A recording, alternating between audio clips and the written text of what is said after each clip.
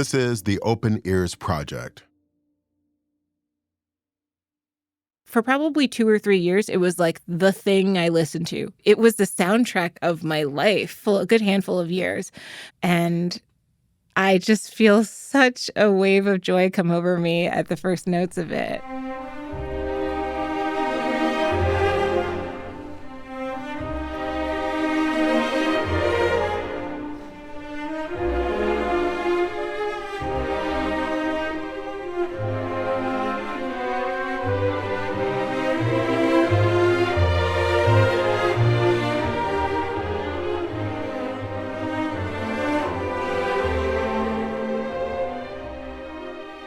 My name is Nathalie Joachim, and I'm a flutist, a composer, and a vocalist. We are listening to the third movement of Brahms Symphony No. 3. The first time that I heard this, for those of you who are old school New Yorkers, you may remember there was a Tower Records that used to be right on the corner of 66th and Broadway, right outside of the doors of Juilliard. And I started going to Juilliard actually in their music advancement program when I was 10 years old and stayed there through college. So I grew up in that Tower Records.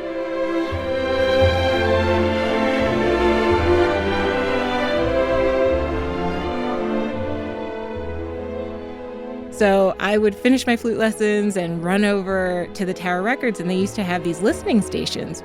I remember that this was on one of those listening spaces one day, and I listened to the entire symphony all the way through, and my heart just swelled.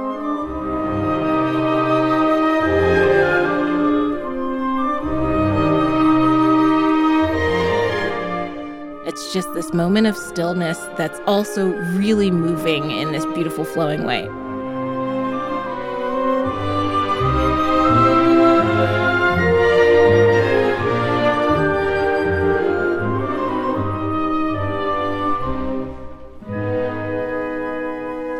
I started playing instruments when I was 4. I started playing piano when I was 4, singing in choirs. Started playing flute when I was 9. You know, I've been writing songs with my grandmother since I was a child. I have been experimenting with electronic music since high school. I have been practicing my skill as a composer for a very long time. But it took me a very long time to be able to feel comfortable claiming that title, because the people who occupied that space, the people who got those titles, were not people who looked like me, were not people who thought about music in the same way that I did, were not people who lived like me.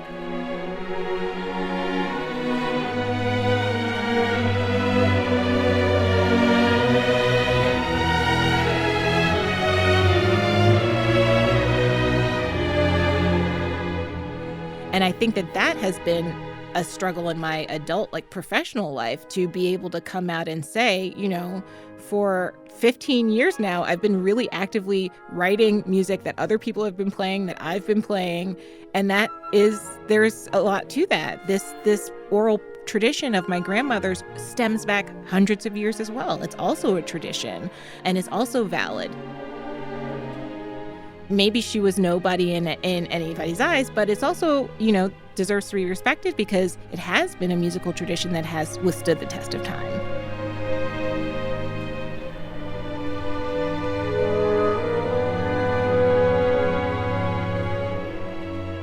And now I feel really amazing to be able to stand in my own identity as an artist, as a Black woman, as a Haitian American, as a composer, as a vocalist.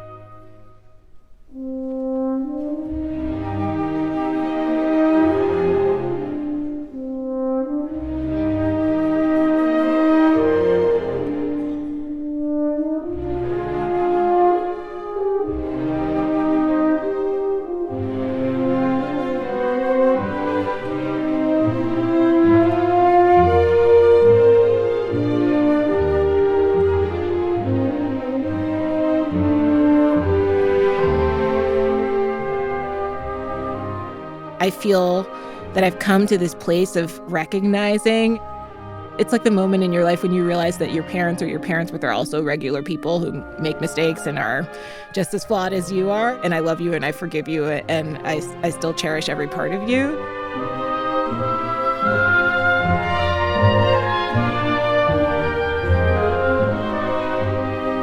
I feel that way about classical music a little bit, where you're like, okay, there were these mistakes made in this upbringing, but I also now can stand in my own truth deeply enough and proudly enough to say that, like, I accept you as a part of entirely who I am. But I think most of my Haitian family thinks it's funny that I'm a professional musician because they're like, everybody makes music.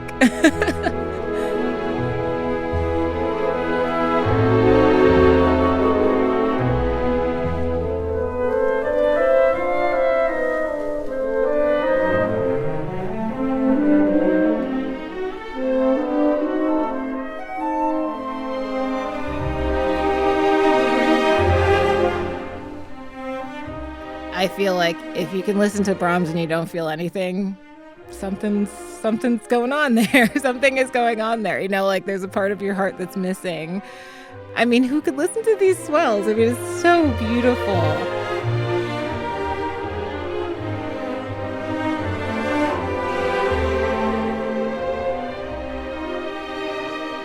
You just feel these waves coming at you. It feels like it's constructed in a 3D way, you know what I mean? You feel deep in the piece. He really knew how to wield an orchestra. As a composer, I respect that. It's not an easy task. And I think he just does a beautiful job of giving the music a sense of motion that not everybody can do. Beethoven moves in a very different way. You feel this like colossal structure moving at you. And Brahms seems to give this like massive group of people a sense of lightness. It's like watching Fred Astaire dance or something, you know?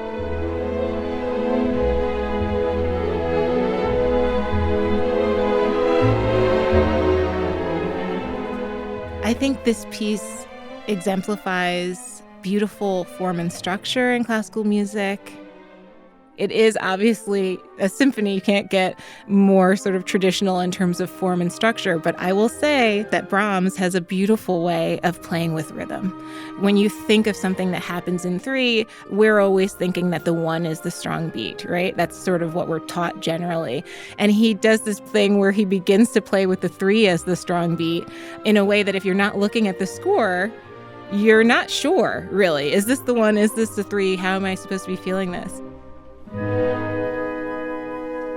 Here we go. Here he begins to play with you. 3, 1, 2. 3, 1, 2. And if you're not paying attention or if you're not reading a score, you might think it was 1, 2, 3, 1, 2, 3, right? But it's not, actually. Me, I was always like, amazing. No longer the 1, totally the 3. This is fantastic. It's driving so many people who are so attached to the waltz crazy, and I love that. It's like Brahms is just playing a little bit of a joke on all of us, and I like that he plays with rhythm in that way. And then, seamlessly, we're back into the 1, 2, 3. 1, 2, 3, 1, 2, 3, 1, 2, 3, 3, 1, 2, 3, 1, 2. It's beautiful. I love it.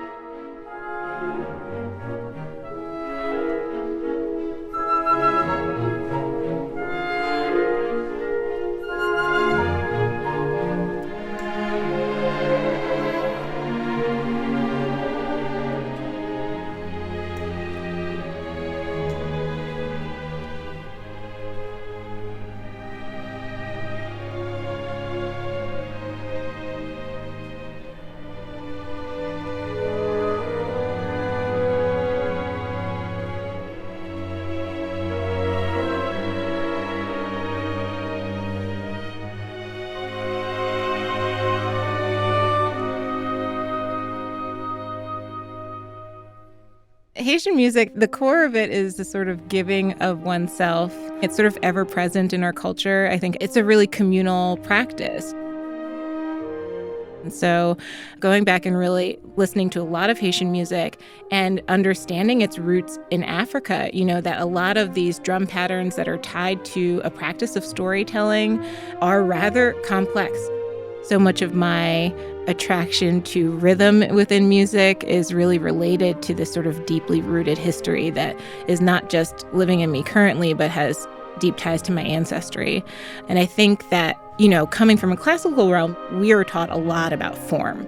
You're really sort of attached to form, you're attached to structure, and the Haitian music tradition sort of turns that on its head and says, even if it's chaos, all of this is form. And so that has been really beautiful to be able to bring that Haitian spirit into my classical training. And you start to analyze Western classical music, I think, in a very different way. And it's brought my approach to my practice into a space of openness.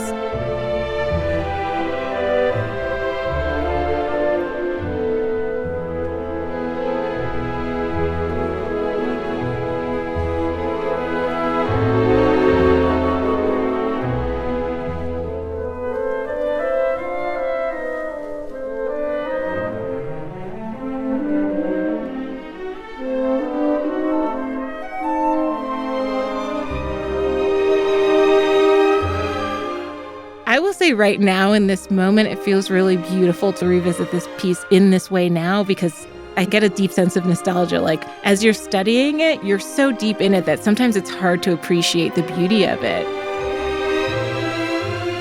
Brahms, he does a really beautiful job of transporting us. It's minimalist in a way. He really uses very few pieces to create something sort of huge in its own right, but very simple.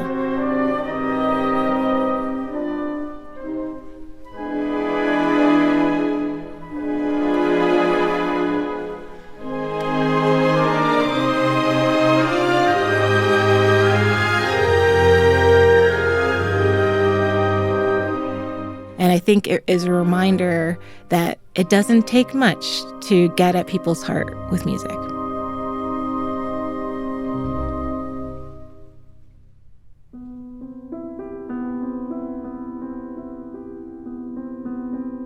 That was flutist and composer Nathalie Joachim talking to us about the third movement from Brahms' Third Symphony. It's coming up just after the break. Stay with us.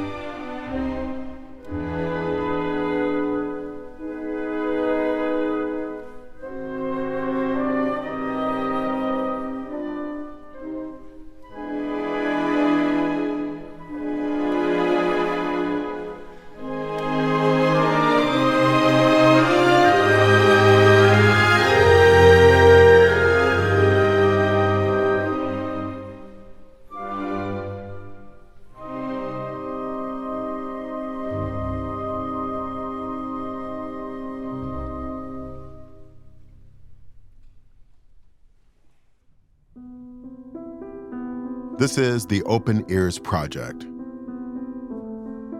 Coming up next week, conductor Maren Alsop. She's going to tell us what she finds so inspiring about Beethoven. I think of him often, not just in terms of music, but in terms of just living on the planet as a human being. The Open Ears Project was conceived and created by Clemency Burton Hill. I'm Terrence McKnight, and I'm just delighted to present Season 2 of this podcast to you. If you like what you hear, please leave us a rating and a review on your favorite podcast platform. And if you've got a story about a piece of classical music, we want to know. Email us at openears@wqxr.org. You can also head to our website, wqxr.org, to check out our other podcast about classical music.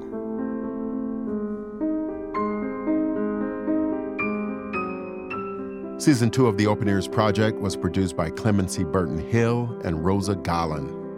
Our technical director is Sapir Rosenblatt, and our project manager is Natalia Ramirez. Elizabeth Nonamaker is the executive producer of podcasts at WQXR, and Ed Yim is our chief content officer. I'm Terrence McKnight. Thanks so much for listening.